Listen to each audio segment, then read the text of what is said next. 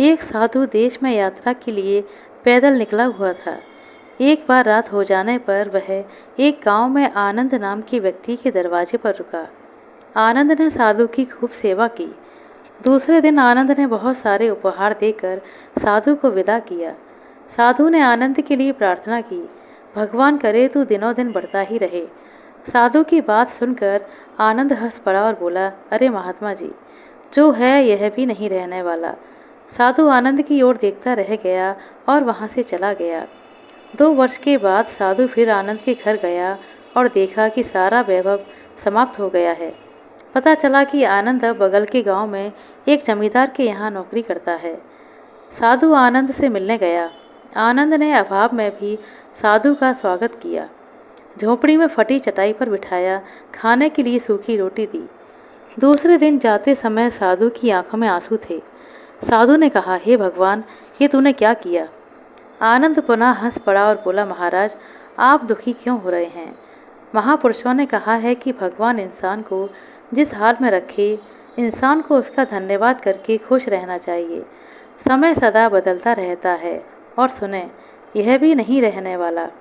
साधु मन ही मन सोचने लगा, मैं तो केवल नाम से ही साधु हूँ, सच्चा साधु तो तू ही है आनंद। कुछ सालों के बाद साधु फिर यात्रा पर निकला और आनंद से मिला तो देखकर हैरान रह गया कि आनंद तो अब जमींदारों का जमींदार बन गया है। मालूम हुआ कि जिस जमींदार के यहाँ आनंद नौकरी करता था वह संतान विहीन था।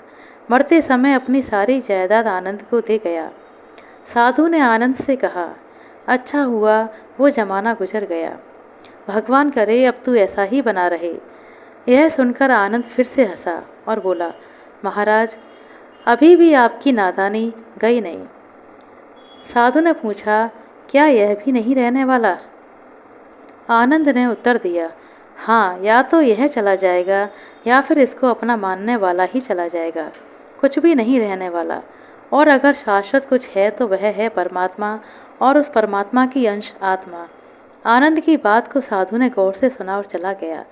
साधु कई सालों बाद फिर लौटा तो देखता है कि आनंद का महल तो है, लेकिन कबूतर उसमें गुटरगू कर रहे हैं और आनंद का देहांत हो गया है। बेटियां अपने अपने घर चली गई हैं, बूढ़ी पत्नी कोने में पड़ी है। कह रहा है आसमां, यह समा कुछ भी नहीं, रो रही हैं शबनमें नौरंगी जहाँ कुछ भी नहीं। जिनके महलों में हजारों रंग के जलते थे फानूस, झाड़ उनके कब्र पर, बाकी निशा कुछ भी नहीं। साधु कहता है कि अरे इंसान, तू किस बात का अभिमान करता है, क्यों इतराता है? यहाँ कुछ भी टिकने वाला नहीं। दुख या सुख कुछ भी सदा नहीं रहता।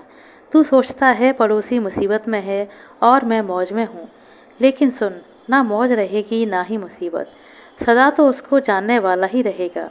सच्चे इंसान वो है जो हर हाल में खुश रहते हैं। मिल गया माल तो उस माल में खुश रहते हैं और हो गए बेहाल तो उस हाल में खुश रहते हैं। साधु कहने लगा, धन्य है आनंद, तेरा सत्संग और धन्य है तुम्हारे सतगुरु। मैं तो झूठा साधु हूँ, असली फकीरी तो तेरी जिंदगी है। अब मैं तेरी तस्वीर देखना चाहूँगा। कुछ फूल चढ़ाकर दुआ तो मांग लूँ। साधु दूसरे कमरे में जाता है तो देखता है कि आनंद ने अपनी तस्वीर पर लिखवा रखा है, आखिर में यह भी नहीं रहेगा। आशा करते हैं दोस्तों आपको हमारे द्वारा सुनाई गई है छोटी सी कहानी अच्छी लगी होगी। कहानी अच्छी लगी हो तो कृपया लाइक कर दें, शेयर कर दें। चैनल पर नए हैं तो सब्सक्राइब कर लें। अपना कीमती समय देने के लिए बहुत बहुत धन्यवाद। मिलते हैं अगली वीडियो में, तब तक के लिए नमस्कार।